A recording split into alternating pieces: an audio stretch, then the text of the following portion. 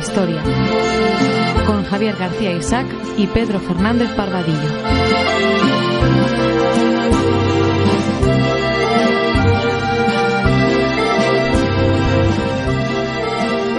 Pues estamos en cita con la historia, cita con todos ustedes y cita con don Pedro Fernández Barbadillo. Don Pedro, ¿cómo estamos? Hola, buenos días. Encantado de estar aquí otra vez contigo y con nuestros oyentes. Bueno, perdona, que esta temporada serán todavía más que la temporada anterior. Más y más creativa, si eso cabe todavía, Pedro, ¿cuál es el tema que hoy nos ocupa?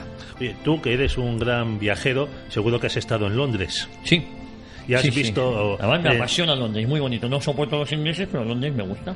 Bueno, además en Londres cada vez hay menos inglés. Lo que hay es mucho pakistaní, mucho jamaicano, mucho afgano, mucha multiculturalidad. Sí, mucha colonia. Sí, bueno, están creando una sociedad multicultural como la de Al-Ándalus, que se nos suele poner de ejemplo. Aquí hemos dedicado varios programas a las maravillas de la sociedad andalusí y ya las están teniendo ellos. Pero bueno, volvamos a tus viajes turísticos por Londres. Seguro que has ido a Trafalgar Square y has visto la estatua de Nelson. Efectivamente. Bueno, a Nelson le falta un ojo, que lo perdió en Córcega. Bueno, perdió la vida en Trafalgar, eso lo sabemos todos, y también le falta un brazo. ¿Sabes dónde perdió el brazo derecho? ¿Dónde perdió el brazo? En Santa Cruz de Tenerife. Bueno, es decir que... ¿A que no lo sabíais? España le costó la vida y el brazo. Pues algo de eso hay, algo de eso hay. Bueno, ¿a quién traes hoy para hablar de este tema, Pedro? Vamos a hablar con Jesús Villanueva, que es un canario, tal, y nos va a explicar cómo fue esta situación en la que Nelson, casi como un turista inglés, ahí se dejó en Canarias el brazo. Pero bueno, empecemos por el principio. Entonces, todos conocemos la gesta de Blas de Lezo en Cartagena de Indias frente a una flota británica. Sin embargo, los españoles no conocemos la que en Canarias se llama la gesta del 25 de julio. En ese mes de 1797, los canarios, a las órdenes del teniente general Antonio Gutiérrez de Otero, que era de Aranda de Duero, vencieron a una flotilla británica que quería apoderarse de la ciudad primero y de la isla y del archipiélago después. Y esa fuerza de invasión, como ya dijimos, la mandaba Horacio Nelson. Y es ahí donde se produjo no solo una derrota, sino su mutilación. Bueno, vamos a ver, nos decías que hoy nos va a acompañar Jesús Villanueva. Jesús Villanueva nace en Ceuta en 1960, vive en Tenerife. Además de La campana y el cañón, última novela publicada, es autor de otros libros, de relatos y poemas, Bajo la nube gris y Ahora, y de las novelas históricas El fuego de bronce, La cruz de plata. Asimismo ha publicado en ensayo titulado Sobre la vida del más ilustre hijo de la matanza de Acentejo, el teniente general don Antonio Benavides, colaborador habitual de los diarios La Opinión, de Tenerife, El Día y del periódico de Canarias, y articulista de la revista NT, las líneas aéreas Vinter. Ha sido además galardonado con la Cruz al Mérito Militar con distintivo blanco en el 2016. Don Jesús, muy buenos días. Hola, muy buenos días, Javier. Y ¿Cómo buenos estamos? días, Pedro. Bien. Como bien dices, aquí en Canarias, en Tenerife. Qué envidia. Yo he tenido un par de casas en Tenerife, en Costa de Eje. Ah, muy bien, en el sur de la isla. En el sur, y tengo mucha familia en La Laguna, dando clases en la facultad de La Laguna. En San Cristóbal de la Laguna, ciudad histórica. Eso es, fantástico. Patrimonio de la humanidad, además. Sí, señor. Así que es una envidia. Yo siempre digo que cuando pueda es el lugar donde me tienen que ir a buscar. Será Tenerife. Pues es un buen sitio para morir. Oye, Jesús, comentábamos del personaje que hoy vamos a hablar, y yo tengo aquí algún apunte. En 1796 la España de Carlos IV, la España de Godoy, se alía con la Francia revolucionaria de Bonaparte contra Inglaterra. ¿Esto qué va suponiendo? Bueno, va suponiendo, como a lo largo de la historia, que esa alianza nos hace inmediatamente enemigos de Inglaterra, ¿no? De Gran Bretaña ya. Perdona, nos vuelve a hacer enemigos, porque ya sí, por eso digo, una vez más nos hace. Entonces estamos en guerra, aunque realmente esa guerra Esa guerra se la declaró Carlos IV en ese año que tú decías a Inglaterra por los continuos, aparte de que ya éramos enemigos, por lo que acabamos de decir, por los continuos ataques y los continuos saltarse los acuerdos que teníamos con los ingleses. Los británicos tenían un poco harto a Carlos IV y definitivamente declaró la guerra, ¿no? Eso fue en 1796, en efecto. ¿Qué más cosas, Pedro? Porque teníamos... Bueno, entonces, como consecuencia de esta declaración de guerra, España, que todavía tenía una potente flota naval, que ahí estaba el interés de Napoleón en reeditar estos pactos de familia que había habido en el siglo XVIII entre España y Francia, pues... Bueno, hay un combate fundamental en San Vicente. Efectivamente, en este momento, que es el 14 de febrero de ese año, de 1797, se da el combate del Cabo San Vicente, en Portugal. Como consecuencia del cual, en el piquito de Portugal, en la barbilla de Portugal, frente a la barbilla de Portugal, para que los oyentes... Perdona, Jesús, es que esa era una zona donde se solían emboscar los piratas y corsarios británicos y franceses desde el siglo XVI para asaltar las naves españolas que iban a Cádiz, y luego casi todas subían el Guadalquivir hasta Sevilla. Bueno, luego en el siglo XVIII, pues Carlos III traslada la casa de contratación a Cádiz, en parte porque el Guadalquivir se había convertido en un río innavegable por la cantidad de residuos y demás que arrastraba, y los bancos de arena que se iban creando. Entonces, en esa batalla, pues España pierde una flota, una escuadra. Hombre, perder una escuadra siempre es preocupante. No llegó a perder una flota, ¿no? O sea, no llegó a perder, perdió 4 barcos realmente, perdieron 4 barcos y la flota se tuvo que resguardar en la bahía de Cádiz, ¿no? Pero ciertamente, haciendo un pequeño paréntesis, hay que decir a nuestro favor que es que la flota británica venía en perfecta formación de combate y la nuestra estaba absolutamente desperdigada, porque venía precisamente de apresar unos barcos ingleses y el combate pues le pilló muy mal, ¿no? Además saliendo de una tremenda neblina, en fin, digamos que eso, para aclararlo, porque es un tema del que no se suele hablar. Se habla del combate de San Vicente como una derrota, pero bueno, a partir de ahí queda nuestra flota en Cádiz, en la bahía de Cádiz resguardada y bloqueada. Ahí sabemos que hay unos combates que Cádiz defiende perfectamente el intento de desembarco que lideró Nelson, aunque al mando de aquella flota británica estaba el almirante Hervey, y a partir de ahí es cuando los británicos empiezan a mascullar la posible invasión de Canarias, precisamente por no tener la flota española la posibilidad de ir en su defensa. Es que vamos a ver, el plan de Napoleón, claro, como a Hitler, al que hemos dedicado algún programa últimamente, Javier, pues le gustaban los planes descomunales, de megalómano. Y entonces una de sus planes era desembarcar en Gran Bretaña.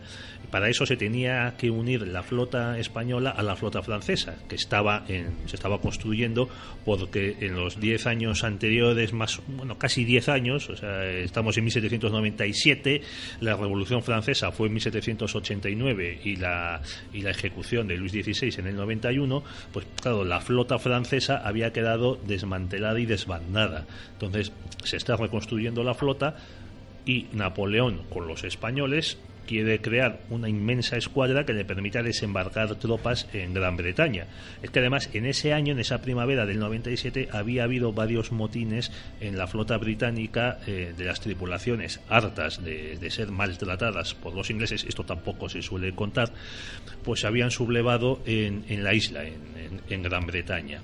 Y uno de los planes de los contraataques británicos es precisamente encerrar a parte de la flota española en Cádiz y mantenerla ahí bloqueada, un bloqueo que se extiende pues prácticamente hasta la paz de Amiens de 1802 y luego hasta que España y Gran Bretaña se hacen aliadas contra Napoleón, cuando Napoleón, pues incumpliendo todos sus acuerdos, era un tipo, la verdad, pues como Hitler.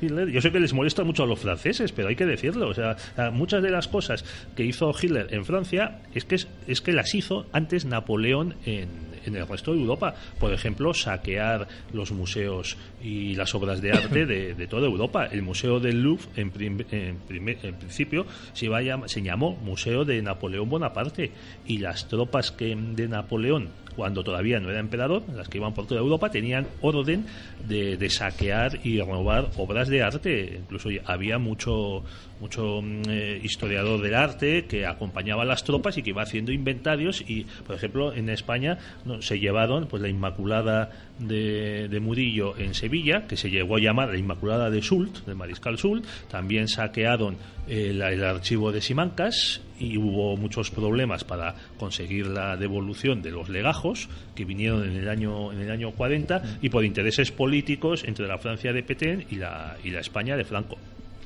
El detalle que apunta Pedro del saqueo francés en España de obras de arte, lo cuento precisamente en una novela, una de mis novelas, La campaña del cañón, que se desarrolla precisamente, entre otras cosas, el 2 de mayo de 1808, y ahí cuento cómo esta gente se organizaba para hacer una inspección de allí donde pisaban, a ver qué obras de arte había, no solo en museos, sino en casas particulares, y saquearon todo lo que pudieron, efectivamente, los franceses. Muy bien, Jesús, pero no nos adelantemos unos años, volvamos atrás, y entonces está Nelson a las órdenes del almirante Hervis, pues en esta flota del Atlántico, que tiene base en Lisboa, también permanente aliado británico, y que se mueve pues de Lisboa a San Vicente, a Cádiz, al estrecho de Gibraltar, a las Canarias. Era una flota que había sido expulsada del Mediterráneo, donde los ingleses habían perdido Menorca. Además, Menorca, una isla que habían también conquistado durante la Guerra de Sucesión Española, y que habían convertido en una base naval importantísima para controlar a las flotas españolas y francesas. ¿Por qué? Sí, dime. Precisamente Antonio Gutiérrez, siendo brigadier en 1782, mandó un regimiento, el regimiento de infantería de África se llamaba, que participó en la reconquista de la isla de Menorca. O sea, él ya conocía a los británicos, al general Gutiérrez. En este capítulo intervino, además. Bueno, has mencionado al gran héroe de nuestro programa, Antonio Gutiérrez, porque este programa no va sobre Nelson, va sobre quien venció a Nelson.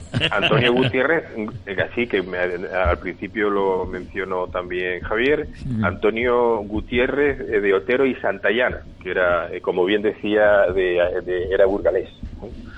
Y efectivamente era el capitán general y gobernador de Canarias, precisamente en esas fechas en las que fue atacada por los británicos.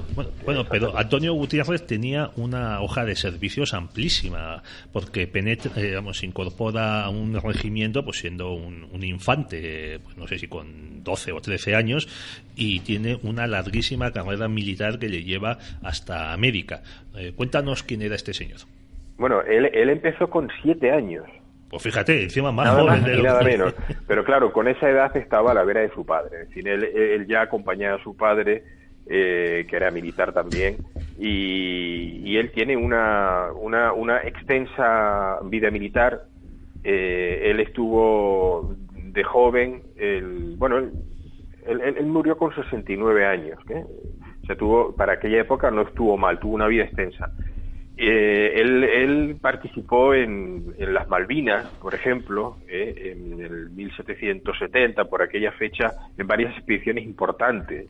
También en una expedición contra Argel, en el 75, allí fue herido además, también participó de manera determinante en un desembarco.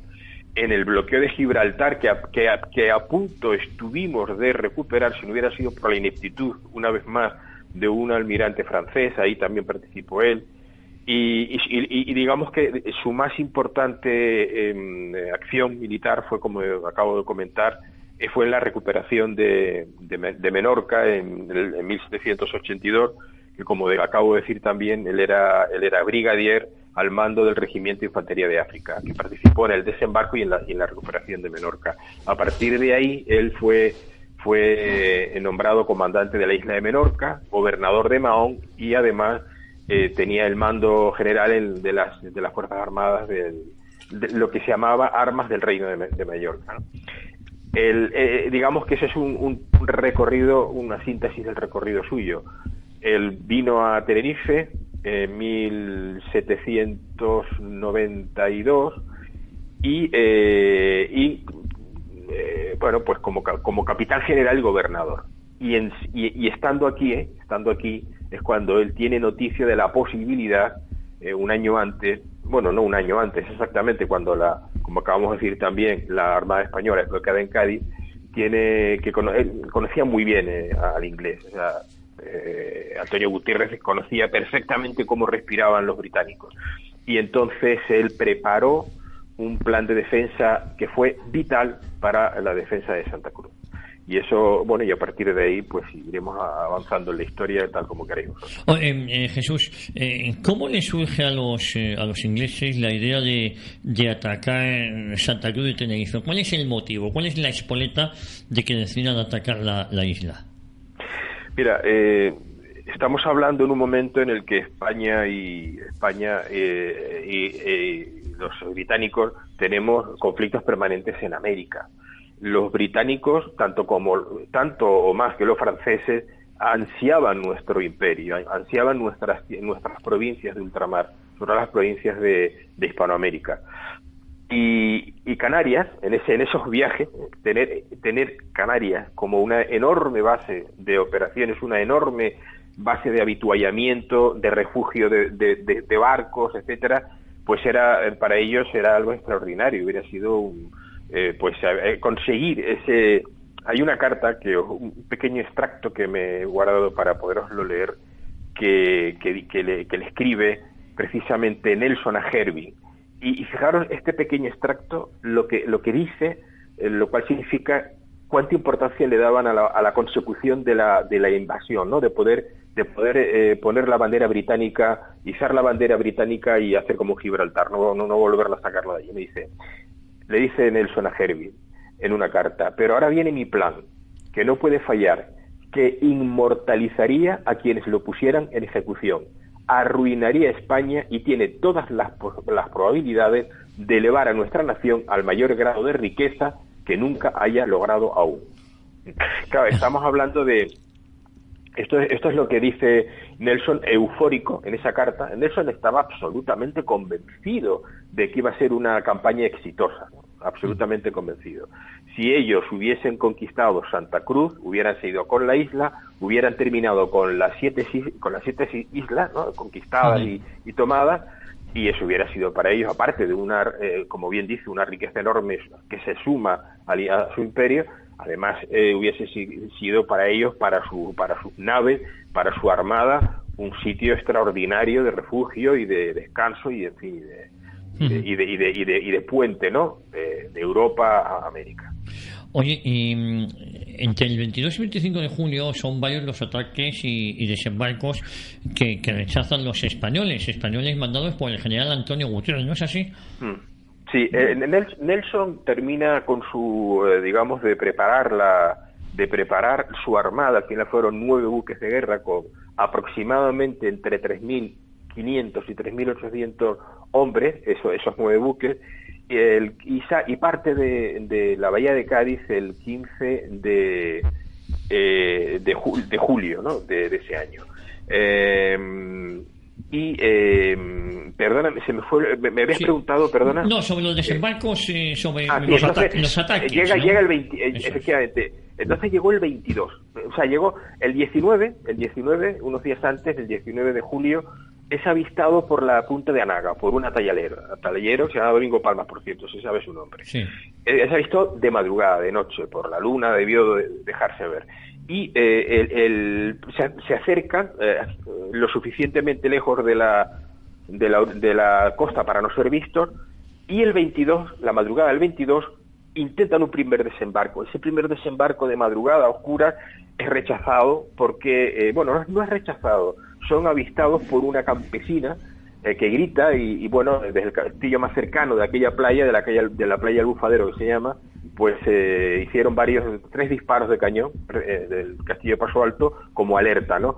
Y ahí cometió un terrible, yo he escrito un artículo al respecto muy detallado en este sentido, un terrible error, Thomas Trubrick, que era el segundo de la expedición. Thomas Trubrick era el comandante del Cuyde, uno de los navíos de línea, y es que retrocede otra vez a los navíos.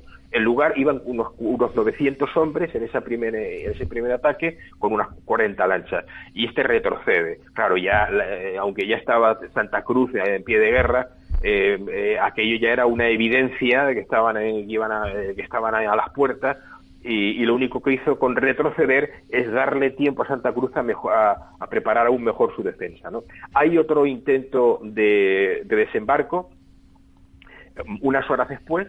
Se sabe que Nelson se cogió un rebote considerable con Trubrick, con aquellos oficiales, porque efectivamente tenían que haber desembarcado sí o sí, ¿no? Vuelven a intentar desembarcar, esta vez sí desembarcan, pero son rechazados en tierra y tienen que volver otra vez a los navíos. Y ahí hay un par de días que están dándole vueltas, incluso Nelson escribe a Jervis diciéndole que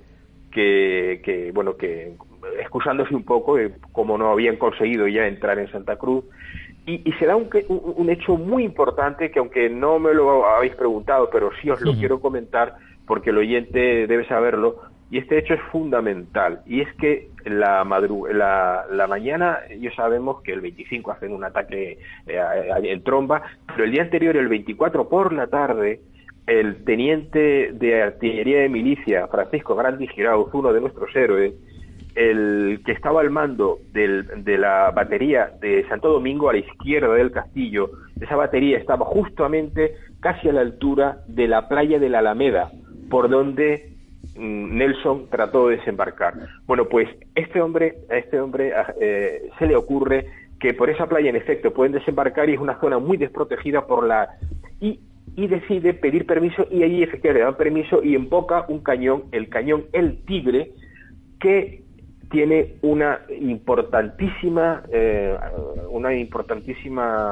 acción en ese 25. Bueno, pues esos dos primeros intentos de ataque que son fallidos nos llevan a la madrugada del 25. Oye, ¿qué fuerzas, Jesús, había en Tenerife? Tenerife tenía en aquel momento solamente 2 bloques profesionales. Por un lado estaba el batallón de infantería de Canarias, que eran hombres que habían venido del Rosellón, eran hombres experimentados, pero eran solamente en Tenerife había 247, o sea, 247 infantes. Tenía 63 artilleros profesionales, que fueron vitales. Este batallón, los 247 hombres más los 63 artilleros profesionales, fueron fundamentales, porque fue la punta de lanza, fue el armazón de la defensa. A estos se sumaban 60 reclutas de las banderas de La Habana y Cuba, que estaban aquí precisamente para ir para América, y después había 110 hombres de la Moutin, una corbeta francesa que fue apresada un par de meses antes aquí en La Rada, precisamente por los británicos, y 1.500 campesinos de los 5 regimientos de milicias provinciales. De ellos, de los 1.500 campesinos, solamente el 20% llevaban armas de fuego, solo el 20%, el resto iban con aperos de labranza y con garrote. De estos 1.500 hombres, estos milicianos, también se tuvieron que unir a los 63 artilleros profesionales para poder servir los cañones. Además la artillería fue fundamental en la defensa, porque hizo estrago en el desembarco británico. Estas eran las fuerzas. Realmente, hombres profesionales dispuestos a defender con criterio y con una cierta, digamos, garantía. La Santa Cruz eran los 247 hombres del batallón de infantería. Pero en ese momento solo había una ciudad fortificada en Canarias, que era Santa Cruz, ¿no? O sea, todas Las Palmas, que era la otra importante ciudad en Canarias, también tenía fortines, pero efectivamente Santa Cruz era la plaza fuerte más importante. O sea, si hubiese caído Santa Cruz, habrían caído en unos meses posteriormente todo el archipiélago. Si hubiese caído Santa Cruz hubiera sido muy fácil. Bueno, hubiese habido guerrillas, no les hubiera sido fácil. O sea, no es lo mismo no hubiese sido lo mismo. Gibraltar fue una cosa. Tomar Canarias hubiera costado sangre a los británicos. Pero bien es cierto que la población canaria en su inmensa mayoría era campesina y no estaba armada, ¿no? Y hubiera sido, efectivamente, podían haberlo tomado. Y que era su objetivo, sin duda, como ya digo, ¿no? Hay una carta que también me he sacado el extracto para poderoslo leer, que le escribe Nelson a Jervis preguntándole por el proceder una vez que hayan tomado, es decir, él da por hecho que va a tomar Santa Cruz. Entonces le pregunta a Jervis, ¿es su opinión que la intimidación sea dirigida a la isla de Tenerife en su conjunto o únicamente a la población de Santa Cruz y el distrito que le pertenece? Entonces Jervis le contesta que a toda la isla, ¿no? Y al final le vuelve a preguntar a Nelson ¿qué contribución desea que solicite para la preservación de la propiedad privada con la excepción anteriormente expuesta. Se refería con esta pregunta que digamos que respetando la propiedad puramente necesaria para la subsistencia de la ciudadanía, ¿qué le pide a la autoridad que le pague como tributo, como pago, como contribución a la conquista? Entonces él le dice que no solo, le responde Jervis, no solo a Tenerife, sino le dice también a Gran Canaria, Palma, Gomera, Ferro, Ventura, Lanzarote. Es decir, esto es textual. Palma, Gomera, Ferro, o sea, el Hierro, Ventura, se refiere a Fuerteventura y Lanzarote. Es decir, que la orden era, empieza por Santa Cruz, sigue con la isla y después el resto de las islas, ¿no? O sea, que y esto es importante hacer hincapié en esto porque los británicos siempre han defendido, aparte de ocultarle la historia y lo que han contado, pues digamos que falsearlo, ellos también han negado siempre que Nelson fue a conquistar Canarias, que simplemente fue a tomar un posible otín que venía de América y que se estaba guardando en Santa Cruz, ¿no? Eso era falso. Evidentemente querían hacerse con las islas, ¿no? Bueno, la intención era conquistar, robarnos las islas. Perdona, no te entendí. La cuestión era quitarnos las islas, conquistar las islas. Sí, por supuesto. La intención absoluta era el conquistar. Primero, Tenerife. Si ellos evidentemente podrían haber necesitado más hombres para ir tomando las islas, pero ellos no tenían ningún problema en ir trayendo buques con más soldados, con más hombres de guerra, e ir tomando isla por isla, ¿no? Su intención era, sin lugar a dudas, y además, fijaros el primer extracto de la carta que os leí al principio, ¿no? Esto nos llevará a la gloria, ¿no? A los que vayamos a participar en esta expedición, ¿no? Y le haremos un daño enorme a España, ¿no? En fin, dice probabilidades de elevar a nuestra nación al mayor grado de riqueza que nunca haya logrado aún. Es decir, es evidente que no se refería a llevarse a 2 barcos que estuvieran en la rada, ¿no? Bueno, hay que explicar a nuestros oyentes que Gran Bretaña ya empezaba a construir su imperio en la India. Unos pocos años antes, durante estas guerras de la Francia revolucionaria, había conquistado la posición holandesa en Ciudad del Cabo, con lo que ya tenía mucho más fácil doblar el Cabo de Buena Esperanza, penetrar en el Índico y enviar flotas a las posiciones y factorías que iban teniendo en la India. Por otro lado, desde la Guerra de los 7 Años, los británicos habían expulsado a Francia del Canadá, de las colonias que tenía en la América continental, porque Francia seguía teniendo pues islas, la Martinica, Guadalupe, ese tercio de la española que es Haití, y también se habían quedado con unas pocas posiciones, unas pocas factorías en la India. Es decir, Gran Bretaña había sustituido ya a Francia como en los territorios que ya tenía en América, salvo la Luisiana, que se la dio Luis XVI no creo que fue Luis XV, se la cedió Luis XV a España como compensación por haber perdido la Florida en esta guerra de los 7 años, pero la gran potencia colonial que rivalizaba con España en América ya era Gran Bretaña, y encima una potencia muy agresiva. Efectivamente, que además, como decía al principio, ansiaba de ahí precisamente los continuos ataques a nuestros barcos y las incursiones británicas en ciertas zonas de las provincias españolas en América fue lo que, como decía al principio, motivó que Carlos IV declarara la guerra a los británicos. O sea, precisamente fue esa ambición británica que ya se estaba viendo, ¿no? Muy bien, bueno, pues nos situamos entonces en la noche del 24 al 25 de julio con ese cañón en la playa de la Alameda, el cañón que además tiene nombre, Cañón Tigre. El tigre. No tigre solo, sino el tigre. Sí, viene reflejado en su corpachón de bronce. Está en un relieve su nombre y una serie de dibujos. En aquella época aquellos cañones eran pequeñas obras de arte, era muy bonito como los adornaban. Pues sí, cañón del tigre. Perdona, te quiero preguntar, porque me ha venido a la cabeza. Este cañón se conserva, ¿verdad? Sí, se conserva, está aquí en Santa Cruz, en un museo. Estuvo prácticamente, los últimos 30 años, estuvo en el Centro de Historia y Cultura Militar de Canarias, en el Museo de Almeida, donde se exhiben, aparte de 2 banderas británicas de esa noche, que fueron capturadas en combate. Aparte de eso, pues armas, pertrechos, objetos reales de aquella batalla, británicas y españoles, y cuadros, en fin, en documentos firmados y demás. Todo eso se conserva allí, ¿no?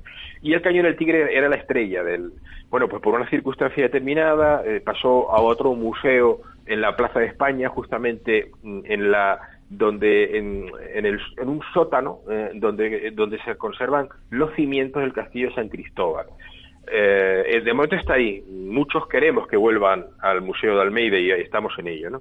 Pero se conserva en efecto, y además se conserva muy bien. Está espléndido el Cañón del Tigre.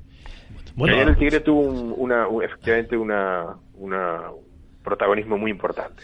Además fue vital para el combate.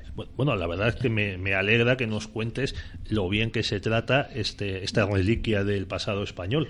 Otras veces me contaba un amigo y demás, que además militar, que ha contribuido a montar un pequeño museo en su unidad, y dice, es que ahí encontré está en un cuartel muy antiguo, pues eso, en un sótano, en un sitio, encontré tirado un casco abollado, tal. Bueno, pues lo empecé a bruñir, a limpiar, tal. Resulta que era un casco de la guardia personal, la guardia real de Fernando VII. Hace siglo y medio. Dice, pues ahora es una de las joyas de su pequeño museo. Y esto, chicos, es que es el desprecio que hay en España por nuestro pasado histórico. La verdad es que mete miedo, porque se han destrozado auténticas maravillas. Y sí, dime, Jesús. No, que iba a decir que el desprecio que se tiene a nuestra historia es parte de una estrategia de los últimos 40 años, de tratar de, digamos, si tú menosprecias la historia de una nación, debilitas esa ciudadanía, porque quien no conoce su historia, cuando hablamos de una historia grandiosa como la historia de España, debilitas la moral de esa ciudadanía, y eso es eso es una estrategia, no es una cuestión puramente casual, ¿no? Menospreciar nuestra historia es algo que vienen haciendo, no ahora y ya en la Segunda República, históricamente la izquierda española, ¿no? Y eso es terrible, es una pena, ¿no? O sea, nadie en el mundo, más que la izquierda española, ha enarbolado la bandera de la leyenda negra contra España, por ejemplo, ¿no? O sea que... Sí, es curioso cómo nos gusta a los españoles fustigarnos e inventándonos mitos y sucesos que nunca pasaron, ¿no? Para de esta manera denigrarnos a nosotros mismos. Efectivamente, eso es una cosa única, ¿no? Que no sucede con ninguna en ninguna otra nación del mundo. O sea, cuando ha ido, las derechas y las izquierdas de otras naciones se pelean por muchas cosas, pero no menosprecian su historia. No humillan a sus antepasados, ¿no? No, al contrario, ambas, izquierda y derecha, intentan capitalizar los éxitos, ¿no? En todo caso eso, efectivamente, en todo caso eso. Aquí pero, uno lo esconde y los otros le atacan. Sí, es terrible, es una pena, pero en fin, bueno, programas como el vuestro y lo que yo puedo escribir y otros puñaditos de españoles de bien, pues algo haremos, ¿no? Algo haremos. Jesús, pues mira, sí, dime. Hablamos, ¿no? Que es importante, me preguntabas por la madrugada del 25, la noche. Bueno, pues efectivamente entramos en un momento crucial, fundamental del combate y decisivo, ¿no? Y es que la noche del 24, sobre las 12 de la noche, ya de los navíos a las fragatas y de las fragatas a los barcos se juntan 40 lanchas, un pesquero canario que habían apresado y el Cutter Fox, 1.300 hombres, prácticamente, pues decisivo, y además encabeza la expedición de desembarco Nelson. Ahí comete un gravísimo error, pero era tal el ansia que tenía este hombre, era tal la sed de victoria y de éxito que tenía, que no quiso dejar en manos de Trubrick el desembarco. Y él, el desembarco, a la 1:00 de la madrugada, son avistados, entre 1:30 y 2, son avistados por unos pesqueros que estaban haciendo la ronda de vigilancia por la rada de Santa Cruz. Avisan e inmediatamente empiezan los primeros cañoneos. Y cuando, claro, ya la luz de los cañones, la luz de la pólvora incendiada de todos los cañones de esa cortina defensiva ilumina a la bahía, y entonces ya efectivamente ven las lanchas acercarse y al Cutter Fox. Y en ese momento se dan dos circunstancias muy importantes, que se dan casi al mismo tiempo. Una, que el Cutter Fox, un barco de desembarco de esto, pues de 16 cañones, 100 hombres de tripulación, pero va a tope, va con 150 hombres, con pertrechos, con munición, con armas, va sobrepasado de peso, pensando en que van a desembarcar sin problema. Bueno, pues ese barco es hundido por la artillería, probablemente, casi seguro, del baluarte de San Pedro, que está a la izquierda del castillo de San Cristóbal, y se va a pique inmediatamente. Prácticamente mueren casi todos los hombres ahogados. Y un poco después, quizá unos minutos nada más, justamente cuando Nelson está, la lancha de Nelson a punto de tocar tierra, es alcanzado por metralla del cañón El Tigre. Y esta metralla le da en el brazo derecho, a la altura del codo, y aún no encallado, como digo, la lancha cae sobre las tablas del bote. Nelson, mal herido, se salva porque con él va el teniente Nesbitt, que es su hijastro, y le hace un torniquete con un cinturón, con el propio cinturón de este joven teniente, y es reembarcado urgentemente. Es que tardó 1 hora en volver al barco, pues con el brazo colgándole de jirones de carnes y caña, como cañas quebradas. El hueso tenía que tenerlo aquello tremendo, ¿no? Y se le tiene que coser, o sea, se tiene que amputar el brazo derecho prácticamente por debajo del hombro, y se le cose, y ya queda en el Theseus, que era el buque insignia, el navío Theseus. Madre mía. Esto es fundamental, porque por esa playa casi no desembarcaron, porque tanto el Tigre, el fuego del Tigre, como los cazadores provinciales que estaban allí agazapados, hicieron una gran labor, y por ahí se cogieron prisioneros. Y esto es fundamental, el hecho de que Nelson no desembarcara, porque las tropas que sí desembarcaron por el otro lado, aproximadamente unos 700 hombres, cayeron en la desesperación, porque pensaban que habían matado a Nelson. Eso fue, para la moral británica fue tremendo. Oye, Bueno, es que Nelson era un tipo muy echado para adelante. Había pasado más de 20 años en la Marina sin intervenir en batallas hasta los años 90 del siglo XVIII, que participa pues en la conquista de Córcega. Participa también, no lo hemos mencionado, en el bloqueo de Cádiz. Llega a participar en una escaramuza entre botes españoles y botes de la flota, en la que también está a punto de morir por obra de un español que le da un par de sablazos, pero los para uno de los acompañantes del bote de Nelson. Sí, bueno, hubo varios intentos de desembarco que fueron fallidos, ¿no? Que fue una... digamos que además fueron iniciativa de Nelson, ¿no? Se lo propuso Nelson a Hervey, ¿no? Pero fueron fallidos efectivamente, y ahí casi muere, en efecto. Antes comentaba Pedro, él no perdió un ojo, él perdió la visión del ojo derecho, porque una esquirla de madera, de un cañonazo le saltó una esquirla de madera y le cortó la córnea, ¿no? Y ya de ese ojo perdió la vista, ¿no? No veía, pero no, el ojo lo mantenía. Y en efecto fue... digamos que él era un hombre arrojado, un hombre muy arrojado, pero era un hombre arrojado, pero al mismo tiempo insensato, porque yo lo he hablado con gente que conoce esto, que conoce la historia, marinos, militares, ¿no?, de la Armada. Dice, ningún comandante de una escuadra, ni en aquella época ni en la actual, pero bueno, en aquella época, desembarca con sus hombres en una playa. El comandante de la escuadra, el contraalmirante Nelson, en este caso, tenía que haberse quedado en el Theseus, pues con el resto de hombres que tenía, pendiente de ver qué hacía, a ver cómo se iban con su catalejo en el ojo que veía, y tratando de ver qué pasaba y para tomar decisiones, pero no arriesgar su vida. O sea, de hecho, estuvo a punto de perderla. Si esa herida se le produce a un marino, a un marinero o a un teniente como otros, o a un capitán que no fuera él, probablemente no lo hubiesen reembarcado, lo hubieran tratado de atender ahí como pudieran y se hubiera desangrado, ¿no? Oye, Perdona, es que es muy interesante esto, o sea, que los españoles están a punto de matar 2 veces a Nelson, porque la historia habría cambiado completamente. No estoy pensando en Trafalgar, es que en Nelson, en Aboukir, exactamente, en 1798 ya Nelson, ya recuperado de la herida, entonces le confía el mando británico una flota para perseguir a Napoleón, que había ido de Francia a Egipto con un ejército. Napoleón vuelve... ellos realmente no sabían dónde estaba Napoleón. Ellos salen a la caza de Nelson sale a la caza de esa escuadra británica, de esa escuadra francesa, en la que sabían que podía ir Napoleón, pero no tenían muy claro exactamente dónde estaban.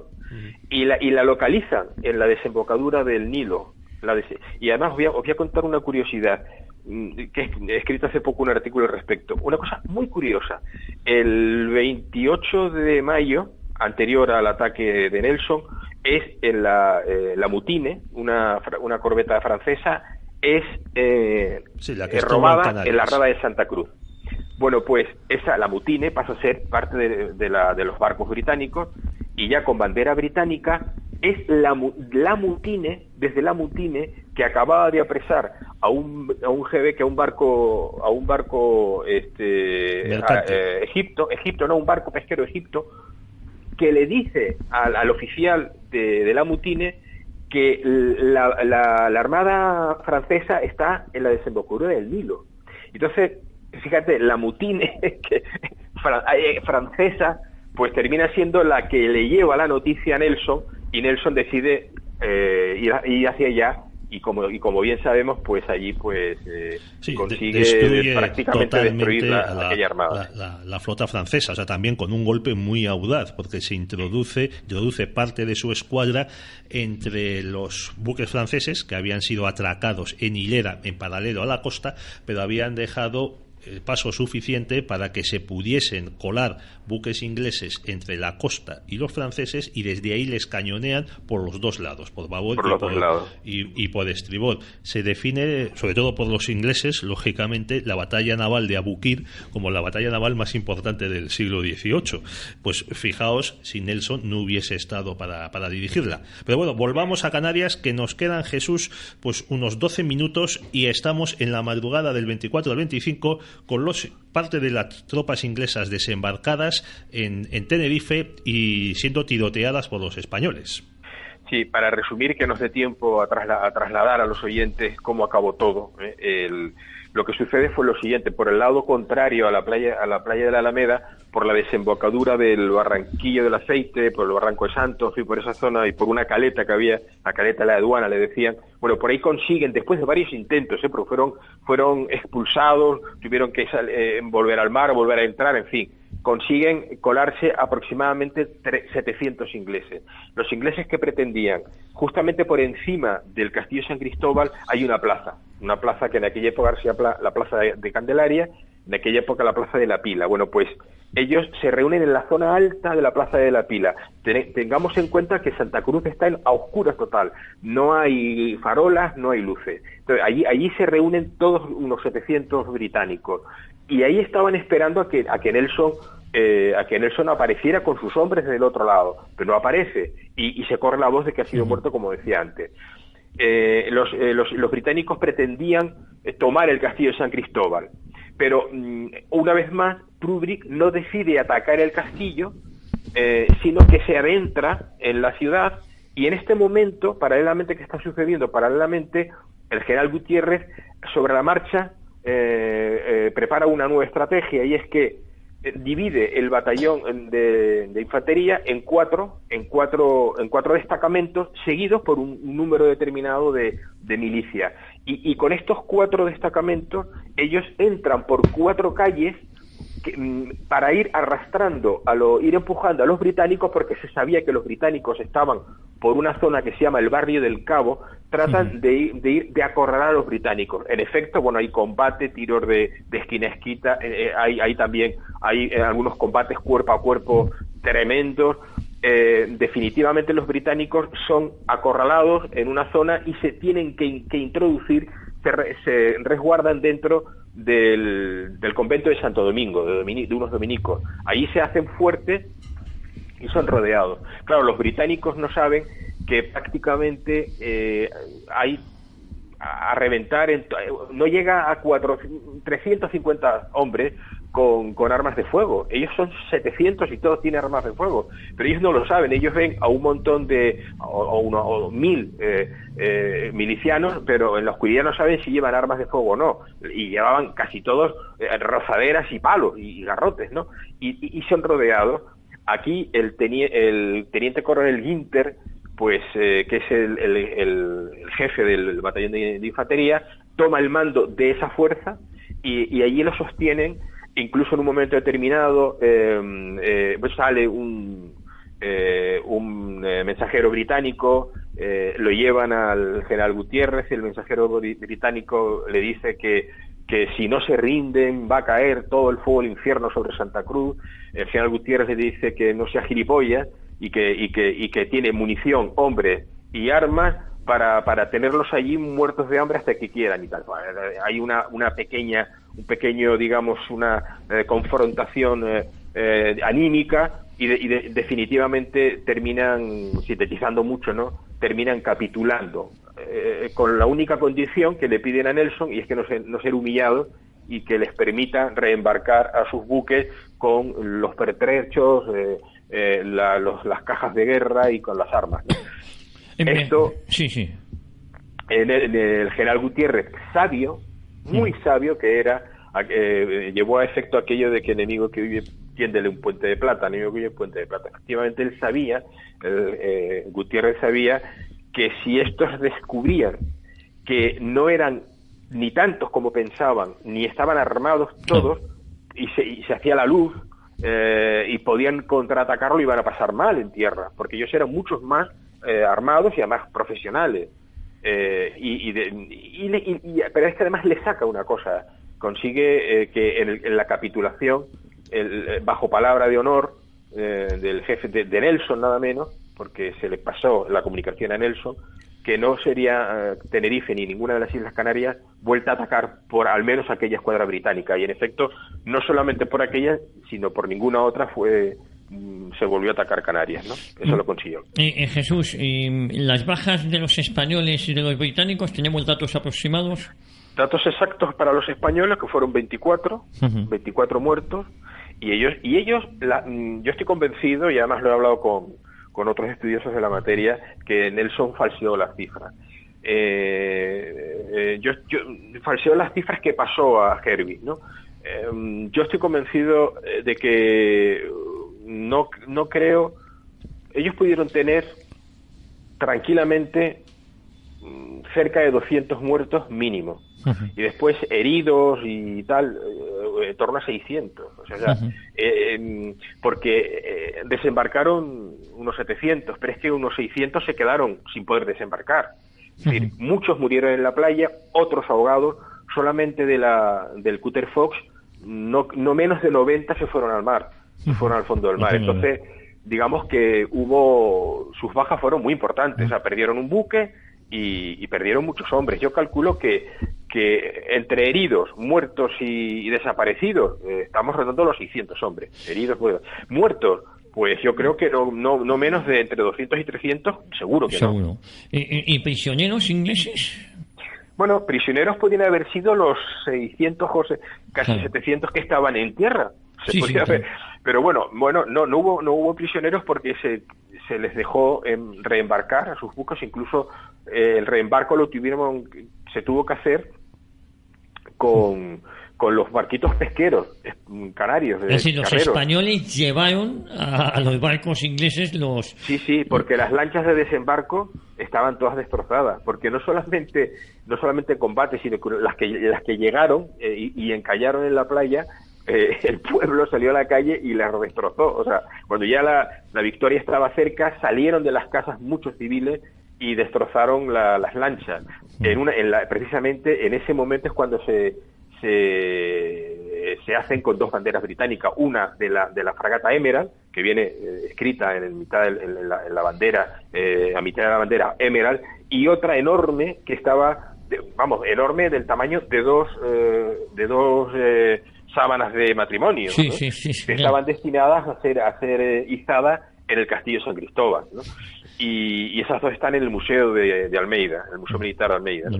Entonces, bueno, pues fueron reembarcados, fueron atendidos, hubo un cambio, dos cartas, una que mandó Nelson agradeciéndole el buen trato que le había dicho su oficial cuando fue allí al barco a verle, que habían tenido y estaban teniendo los heridos, se les dio de comer, se les atendió, en fin, se les atendió cristianamente, que dijo Gutiérrez, ¿no? Hablando de Gutiérrez, me gustaría saber si hay estatuas, calles en honor de Gutiérrez y sobre todo dónde está enterrado. Gutiérrez está enterrado en la iglesia de la Concepción, en la iglesia matriz de la Concepción, que es una joya de la arquitectura tradicional canaria. Tiene 500 años, y está precisamente en el barrio del Cabo, donde bueno, pues la iglesia está como a 100 metros de donde se rindieron los británicos, ¿no? Se conserva bastante bien la iglesia, ¿no? Y ahí está enterrado. Y algo más me preguntabas, además del... No, te preguntaba calles y estatuas a Gutiérrez. Ahí tiene tiene un busto en una calle de Santa Cruz que le lleva su nombre. Otra calle de Santa Cruz lleva su nombre. Es una calle chiquita, cerca también de la avenida de donde fueron todos los hechos, del muelle, ¿no? Pero ciertamente Gutiérrez, y yo tengo el honor de pertenecer a la tertulia Amigos del 25 de Julio, y estamos tratando de que tenga otra calle, o una plaza, o una avenida. Es que el general Gutiérrez no puede tener una calle que tiene 50 metros y que una calle escondida, ¿no? Son las cosas que se han hecho mal a lo largo de la historia, ¿no? Y eso es una cosa que tenemos que resolver. Fíjate que en los estudios de Radio Ya, el estudio principal, tenemos los estudios, se llama Blas de Lezo. Es decir, es injusto no reconocerle a Gutiérrez la talla que tuvo, yo me atrevería casi en comparación con la que tiene Blas de Lezo, que por cierto un reconocimiento que a Blas de Lezo le ha venido tardíamente también, ¿no? Sí, y además generalmente por iniciativa privada, de historiadores amateurs, de historiadores aficionados, es decir, de historiadores, de gente que ama la historia y vamos, que ama fundamentalmente la historia de España y que han querido pues sacar a luz pública, recordar a héroes como Blas de Lezo, por ejemplo, ¿no? Y en efecto es así, ¿no?